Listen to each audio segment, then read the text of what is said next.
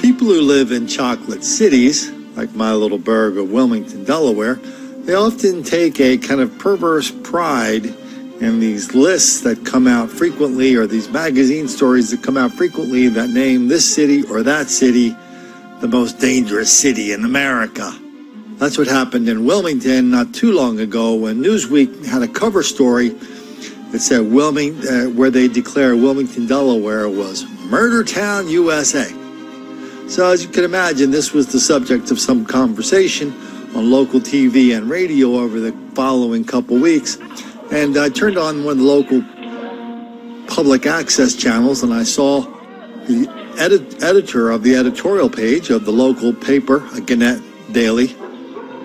Good Lord, Gannett has awful newspapers. Anyway, and he was about to be interviewed by a black person, another black person who was the host of the show, a guy who I happen to know, I've met many times. Anyway, so the host of the show brought up the topic of Murder Town, USA. And this guy from Gannett, I think he might have been new in town or something. I think he was. But he reminded the host of the show that, oh no, you think Wilmington's bad? You've never been to, I think he said Evanston, Illinois or something where he was from. He goes, man, that's really dangerous there. You know, it's like, oh, that's way more dangerous than Wilmington. And so they kind of got into it just a little back and forth about which city is truly dangerous, Wilmington or Evanston, Illinois. Somebody's always putting out one of these lists about who are the most dangerous cities. And there's always something, at least one thing crazy in them, if not two. Well, we lucked out today when I was looking at the local Fox affiliate website. And here it said that there's a group called the National Council for Home Safety and Security. They put out a list of the most dangerous cities in America. No, I'm sorry to say my little burg was not on it. But at the top of the list, to no one's surprise, is East St. Louis, and that's in Illinois. Ask any truck driver, anybody who's ever done any cross-country driving, if you're on a road that's going to take you anywhere near East St. Louis, you do a big circle around it because you just don't want to get stuck through hook or by crook, accident or on purpose in that city. Very, very dangerous town. And they listed a bunch of other towns, and what they say about their list. Here's what they said. The organization found that cities with the highest rates of violent crime tend to share two common symptoms: a high poverty rate and few chances to find a job with a good wage. If you look at this list of places big and small, maybe you heard of or not: East St. Louis, Darby Borough, Opelika, Florida City, Detroit, Flint, Saginaw, a place in Memphis, and a place in Alabama and Georgia. Well, if you look at the list, these are chocolate cities, every single one of them. Most about 70-80% black. I think I saw one there about 60%. And so, as long as we're talking about things these cities tend to share in common, do you think that's worth throwing that in the mix, that these are chocolate cities where chocolate and black crime is glorified when it's not being glorified among themselves, when it's not being ignored among the public officials and the newspapers? That's it? I mean, we can't even throw that in the mix. They went on to talk a little bit about St. Louis, and they came up with a great observation about St. Louis. They said, the group says East St. Louis's problems can be traced to the deindustrialization of the area. Parentheses, this is an alarm company. Anyway, the deindustrialization of the area in which good-paying factory jobs left and railroads were rerouted into the city, forcing residents to move away. Now, I've been to a lot of towns where there's a lot of railroads. My cousins live in a town where a railroad goes right through the middle of town. There's no bridges, no overpasses, underpasses. They're right through the middle of town. Lots of horns blaring, lots of bells ringing. And everybody just recognizes that the fact that the railroad there is kind of a sign of commerce. But somehow these people that, they have this this trade group of alarm companies, they've come up to decide that somehow having a railroad in your town causes black criminality. Having a railroad causes black people to become hyper violent. I mean, how does that work?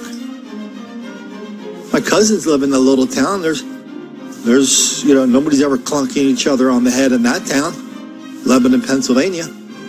Just because there's a railroad that goes through. I mean, how does it work? I mean, is this just another one of these things where you just kind of like sprinkle some stupid correlation out there and hope that nobody notices that what you just said was something unbelievably dumb that has absolutely no basis in fact of any kind? Matter of fact, it's kind of aggressively wrong. But then it gets even better. Quote, says the trade group, if there's one overall positive thing to draw from this list, it is that violent crime is down across the country overall. Maybe it is, maybe it's not. I tend to think that it's not. But in a lot of places you just wouldn't know.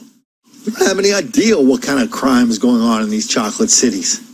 We've talked about this before in Don't Make the Black Kids Angry and lots of other places where the crime rate, black versus white crime rate is 10 times, 100 times, 1,000 times greater. But when you start factoring in other things that people use to suppress these numbers, then we can see the numbers that kind of explode. I'm thinking of stitches for snitches, thinking of witness intimidation, thinking of cradle to prison pipeline, where city officials come out and say they don't want to arrest any more black people.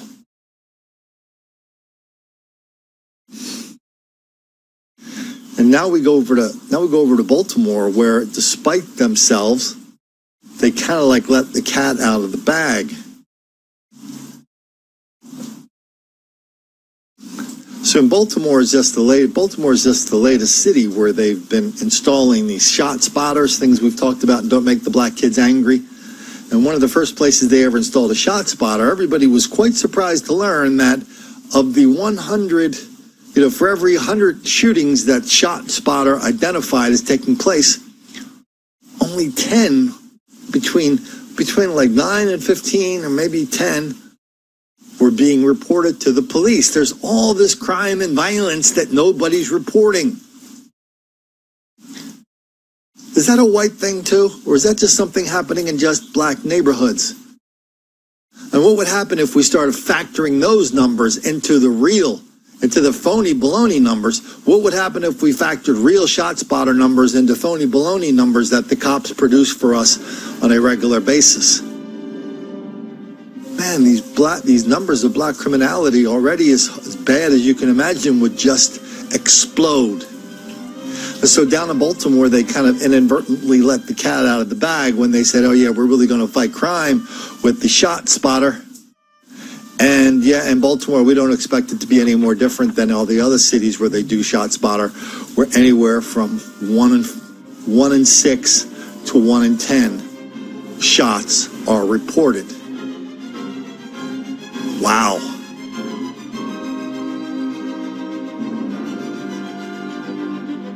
Oh, by the way, I'm using some B-roll now from good old 26th Street in Wilmington, Delaware, where I happen to live.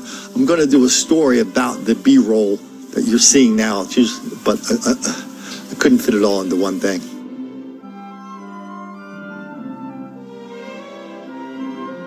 But this is something that happened out in front of my house.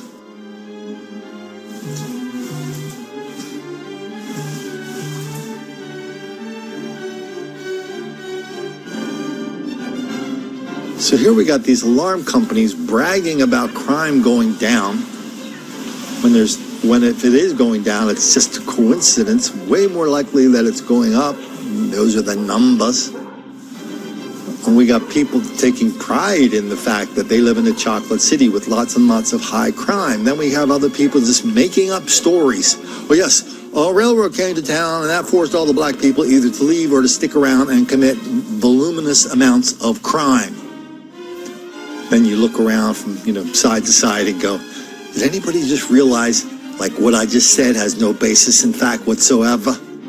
All you can do is see reporters out there scribbling down one thing after another, one fairy tale after another. They can't scribble it down fast enough because they know that if they did any amount of scratching or digging, but even one molecule beneath the surface, they would see how wafer thin this lie is about black crime numbers, about black criminality and black victimization in this country. But they absolutely don't do that because they know if they do ask even the stupidest question to elicit even one smart, halfway decent answer, they know that's going to make a lot of black kids angry.